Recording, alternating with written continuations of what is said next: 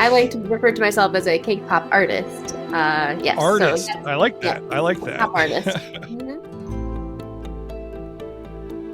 Whenever people ask me what I do, I'm like, oh, like cake pops. And after I explain it, they're always like, just cake pops? I'm like, yeah, just cake pops. It was several months during that year of a lot of tears, a lot of prayers, a lot of conversations, just trying to figure out like, what do I do? So I officially retired from teaching in May of 2021 and have been full steam ahead with the cake pop life ever since.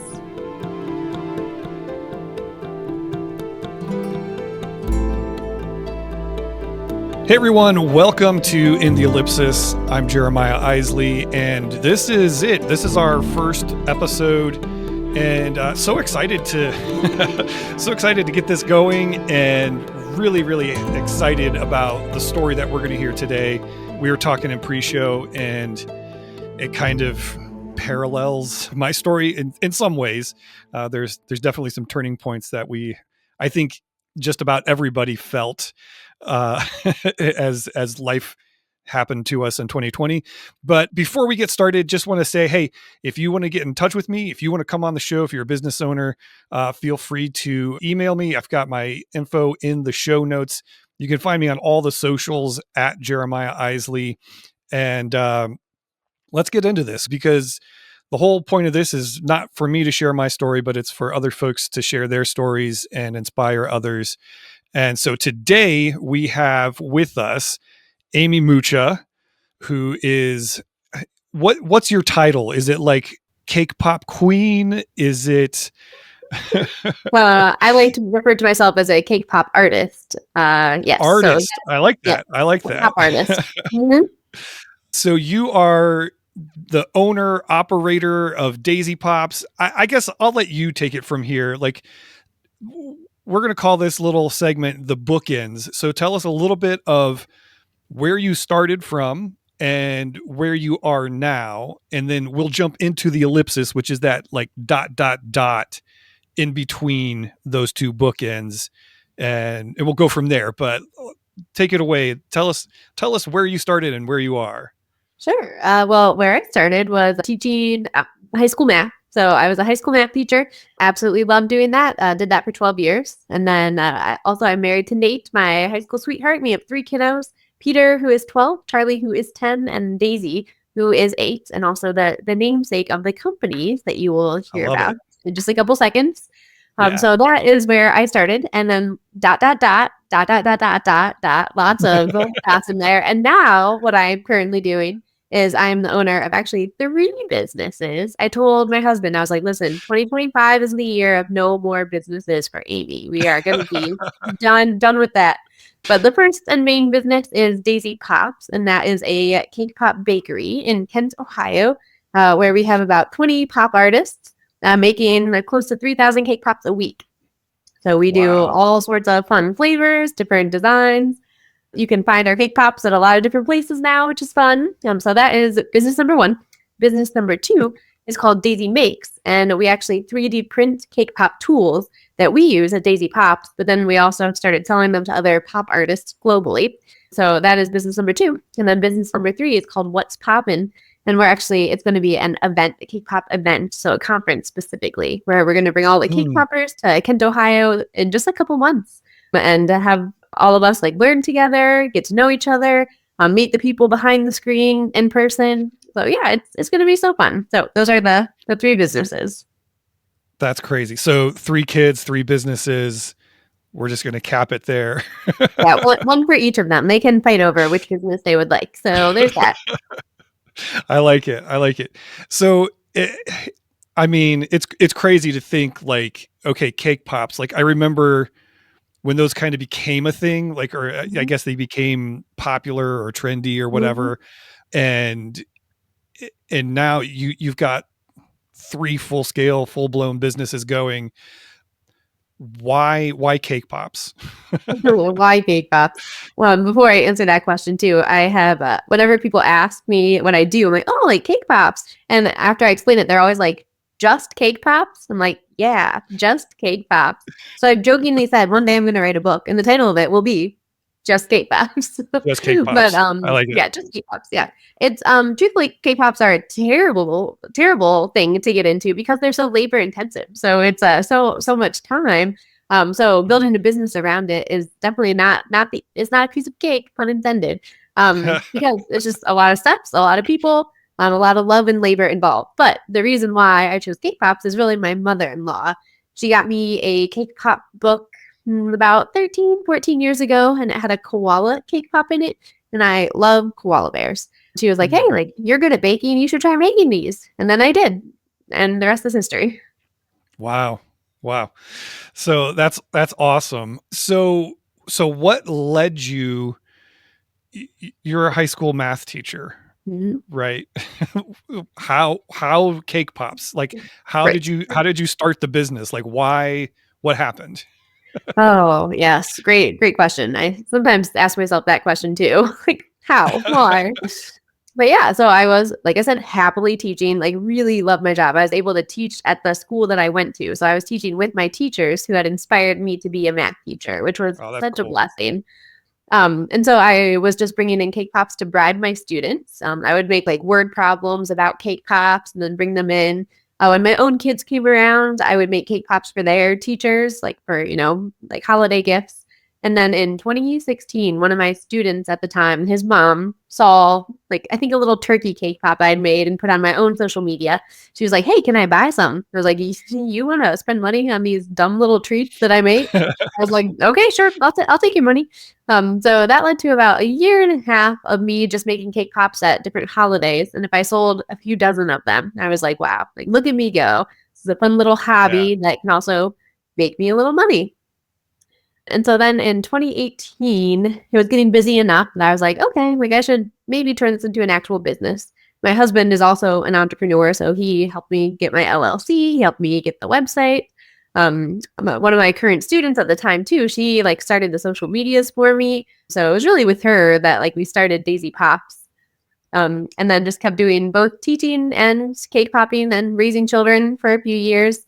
People started asking, they're like, hey, are you going to stop teaching to do cake pops full time? And I'd try to not roll my eyes right in front of them. Be like, what a dumb question, because you can't make a living off of cake pops. LOL. And I love teaching too much to quit to do cake pops, which were both very true at the time. And then COVID came, blew everything up in my life. I would say not in a bad way, but just like took out the parts of teaching that I loved the most. They made individually wrapped treats really pop off. And I saw what more of Amy in the business could do because I was teaching online. So a lot more of my time could be put into the Daisy Pop side. So I went back for another year of teaching, and it was several months during that year of a lot of tears, a lot of prayers, a lot of conversations, just trying to figure out like, what do I do? So I officially retired from teaching in May of 2021 and have been full steam ahead with the cake pop life ever since. Hey everyone, Jeremiah Isley here, your host of In the Ellipsis, with a quick reminder that we are powered by Crooked Path Productions. At Crooked Path Productions, we help people make podcasts. And right now, we're giving away all of our secrets. If you go to fasttrack.crookedpathmedia.com, you can download our full Fast Track podcast guide, including our pre-production, our production checklist, our post-production checklist, a full gear guide, and a content planner framework. It's literally like all of our secrets for creating a great sounding, great looking, world-class podcast. So if you want to check that out and you want to get your own podcast underway, you can head on over there and get that, again, completely free, no strings attached. All right, that's enough of that. Let's get back to the show. That's wild. That's wild.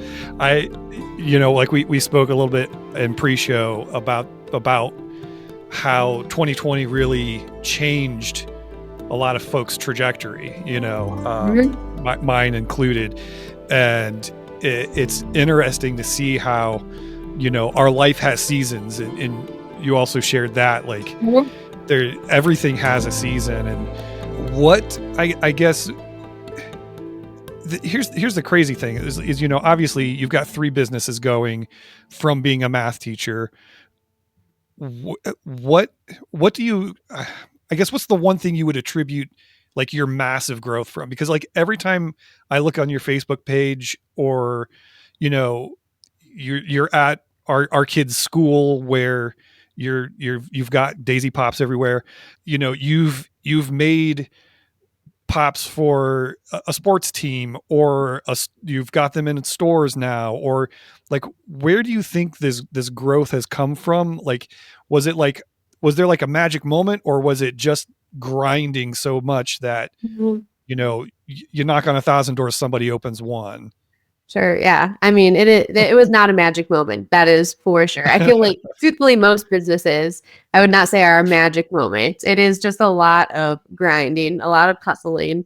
And I mean, I think people say like, wow, your business has grown so fast. And on the Daisy Pop side, I actually don't think that that is true, because it's been many, many Mm. years. It's grown at a good rate. And my husband always tells me, he's like, businesses die when they grow too fast, so make sure you're going at the appropriate rate. But yeah, I mean, I feel like it's just kind of like planting little like cake pop seeds, essentially. Like I never leave my house or the pop shop without having cake pops on me. And so then I just Mm. like hand out cake pops, and people are like, well, like, does that bring you sales? I was like, oh, not usually. But are those people's days a little bit sweeter than they were before they saw me with my cake pops?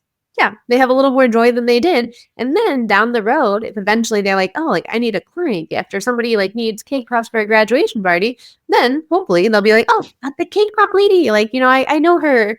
Yeah. Yeah. Oh, so yeah, but yeah, and I think I always say too, people are the most important part of any business. Like, I Mm. mean, both the people in the business, my coworkers, are incredible, but also like the people you interact with. So like every single, like order that comes in, it's because of a person behind it who knows about Daisy Pop somehow.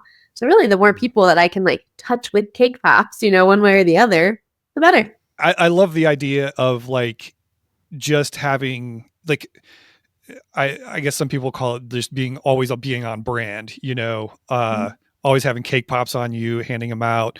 And I think so many businesses nowadays, it's so much about the bottom line, where, Mhm. you say like, people ask, does that bring you sales? And sure, it may down the line, or weeks or months from now, but like, there's no direct, you know, there's no quantifiable Right. bottom line increase from doing that. Mhm. But I think that's an awesome sort of business model of being generous with what you've been given, and the success that you have.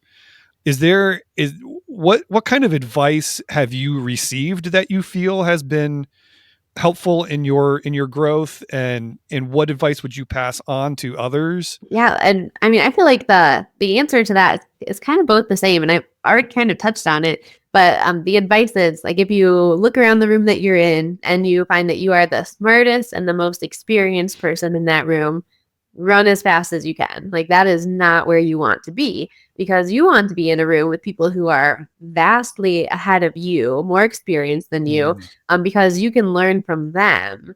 And then eventually you can be, like you're always seeking people who are more experienced, who will share their knowledge with you. But then also you can start passing that knowledge through you to other people, down the line as well. So that's what I always try to do, is I just ask questions. I think maybe it's the former teacher in me, that I just always think like, okay, like how do you learn? You ask questions. Mhm. So that's how Yeah. I started from the very beginning. Like, I don't know how to make this cake pop. So on social media, I would find other cake poppers and ask them. And 95% of the time, they were willing to help me, which was surprising to me, honestly. But now, like, I ask my, fellow business owner friends, be like, hey, like, I'm in this situation. I don't really know what to do here. Like, have you been through this? And most of them have, and they can help me. So just always finding people to help you, to give you advice, also to just like fangirl or fanboy you, to just really Right. like encourage you and understand what you're going through. Yeah, yeah. I have found, when I talk to people who are business owners or coaches or whatever, the for me, community, like having somebody to just bounce ideas off of is so big. Yes. It's so helpful. Let's go back a little bit to talk about, tell me like the day you decided I'm retiring from teaching. I'm I'm full on cake pop artist. What went into that? What was that feeling? Because I'm sure there's a lot of people who are on that tipping point of Mhm. I'm going to give up the day job, or when do I give up the day job? What went into that? And I know, me knowing you, I feel like I'm sure there was a lot of prayer and faith involved, but Yes. Mhm. you know, what can you speak into that time period? Sure. So how you had said seasons of life, there was one conversation I had with a much wiser soul than myself. He's a counselor by trade. I was like, oh, I understand Mm. after this conversation. But essentially he was the one that told me, he's like, Amy, he's like, there are seasons of life. He's like, just think of your life in like 3 to 5 year chunks. He's like, this next three to Mm. five years, he's like, it could be cake popping. He's like, and then the next 3 to 5 years, you could be back in the classroom, or you could be cake popping still, or you could be doing something completely different. He's like, but you don't Mm. have to know what your entire life looks like because of those seasons. I had never, ever once thought of that, in my life. Like, I am a person who married my high school sweetheart. Like, I was teaching at the school I went to. I lived 2 doors down from my parents where I grew up. Like, clearly, I like consistency and I like Yeah. repeating the same thing again and again. And so that was really like eye opening to me to just, think about it like that. So that was a real tipping point in my decision. And then two other things I would say that kind of helped push me to the side of retirement was number two, the joy that teaching had brought me for so many years. Like I loved it. I was just not feeling that joy. And in fact, it was kind of like transferred over to the cake pop side. So I remember whenever I would like come home from school, I wasn't telling my husband Nate like about like the teaching things and the lessons and the funny stories from my students. It was, oh my gosh, like guess what order I just had? Or like I like listen to Mm. this cake pop design, or like what I've learned in business. So like that switch became very noticeable for me. And then thirdly, I ran the numbers. I looked at the money being made from cake pops and said, okay, like can this replace my, or at least close to my teacher salary? And also like what do I do about benefits? Thankfully, I was married to somebody who has benefits. So like a lot of those things were made possible because of the situation that I was in. But I looked at them and I figured it out that okay, like this, I can do this. Nice, nice.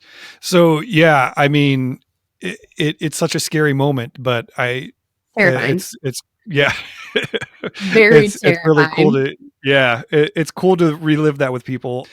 I I again, similar things where it's like, do I leave a day job, or do I go back into doing other things? And it's interesting to hear you say, um, the joy that you found from the cake popping, like, oh, there can be that in, just running a business isn't just a grind, even though it is obviously at times, but there's joy in that, and there's excitement and life in that too. Where I mean, I'm not making assumptions here, but I don't have a teaching degree, but I feel like running a business isn't something that's covered in an education, geared towards education. Where did you find, your business sense? Like where you're, some people look at running a business and they're like, I have no idea how, like, the nuts and bolts of, you said, what do you have, 20 employees, making cake pops? Like, Mhm. where did you get your footing there? How did that come along? Sure. Yeah, I mean, just flying by the seat of my pants is a lot of how it started, to be honest, and still is. Yeah. But the number one, being married to a business owner and entrepreneur Mm. really has its benefits. So a lot of things my husband did was like, oh yeah, like this is what I do, this is what I do, etc. Which has just been clutch. Like, and he understands it, which has been so great. So that's one thing, marry an entrepreneur. Um, but and then another thing is that my very first semester not teaching, I went through the Goldman Sachs 10,000 Small Businesses program, which was a Mm. completely free, like semester long, like 12-week program. It goes through different modules each week of like different business things. So people have said kind of like a mini MBA, but Mm. free. And so I went through it and I'm still like waiting for the catch. I was like, what? It can't be free. Like this is too good of a program. But there is no catch, in fact. And I just remember like sitting there, like Googling, like, what is accounts receivable? I was like, I don't know these business things. But I learned a lot in those 12 weeks. And in addition to the knowledge that I gained, I also learned that, despite loving numbers, I hate accounting. And I was like, oh, like I thought I would love this, but I don't. And so I learned if there's something that I really don't like and I'm really not good at, it is not worth my time or my money or money of my time to try to figure it out when I can just pay somebody else to do it. So those Yeah. are the Yeah. big things. I'm like, hey, like, yeah, this is not in my wheelhouse. So I'm absolutely going to bring in outside help for it. I love that. I think, yeah, you're probably going to have like some guys in black suits like knock on your doors from Goldman Sachs one day, and they'll be like, "Oh, you didn't read the fine print." And Yeah, like right. you have to like you Exactly. owe them something, right? Like, no, that's really cool. I actually hadn't heard of that, so Oh, I'm going to look that up because I think that's sure. awesome. It was a life-changing program, and it continues That's to really be cool. just incredible with all the connections. Like I've been to Oh, Goldman nice. Sachs, like, with the Wow. headquarters several times now to sell cake Wow. pops and like get to meet the CEO, the president, etc. So it's great. Wow. Yeah. That's so cool. That's very cool. Yeah, I'm going to look into that. That, I also see that as a theme with folks that I talk about is just like always, networking and education, just, and I feel like that's you and as a person too, like just always naturally curious about things Mhm. and getting that knowledge. So you said at the beginning, we're almost out of time here. But you said at the beginning that no more new businesses. Right. Well, yes. But what is next for you? What's your outlook for 25 and 26 and beyond? Where do you feel like you're heading next? Sure. Yeah. Well, I'd say the biggest thing looming on the horizon is the conference that I had mentioned. So that's coming up in less Mm, than 2 months now, and I've never done a conference before. So it's again asking a lot of questions and learning a lot of things. So just trying to make that be the best thing ever, so that people will continue to come back and we can keep building it throughout the years. So that's the biggest thing on my mind. And then on the Daisy Pop side of things, we just got into a couple grocery stores, which is exciting. So just learning that whole arena of grocery store, yeah. retail, etc. So just trying to get the Daisy Pops name more out there.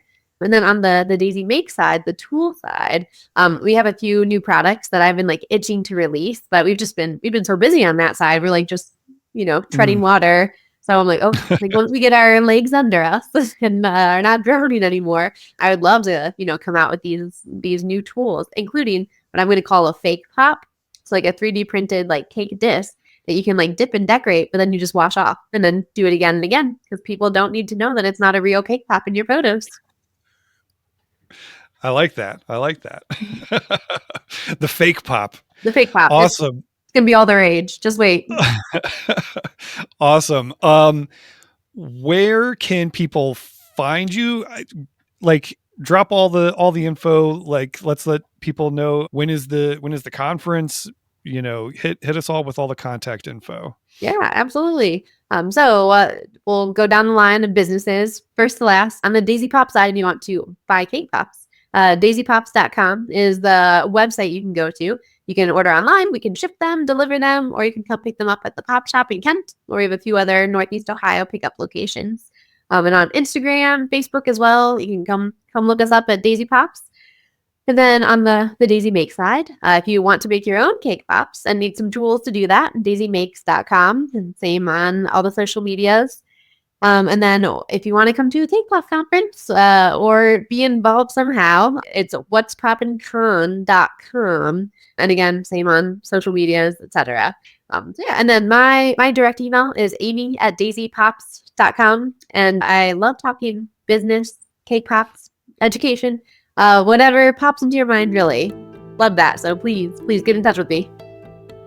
Very cool. Very cool. Well, hey, thanks so much for being here today. I really appreciate it. it's so awesome to just talk with other people that are making those life leaps and paving a way outside of that 9 to 5, and you know, kudos to you for your bravery and stepping out and all of that. Super awesome. So hey, yeah. So once again, this is In the Ellipsis. I'm Jeremiah Isley. You can find me on all the socials at Jeremiah Isley, or you can go to crookedpathmedia.com and get a hold of me there. If you know somebody who has a great story to tell about their business or their success or whatever brand they're building, please feel free to hit me up. And until next time, we'll see you in the Ellipsis.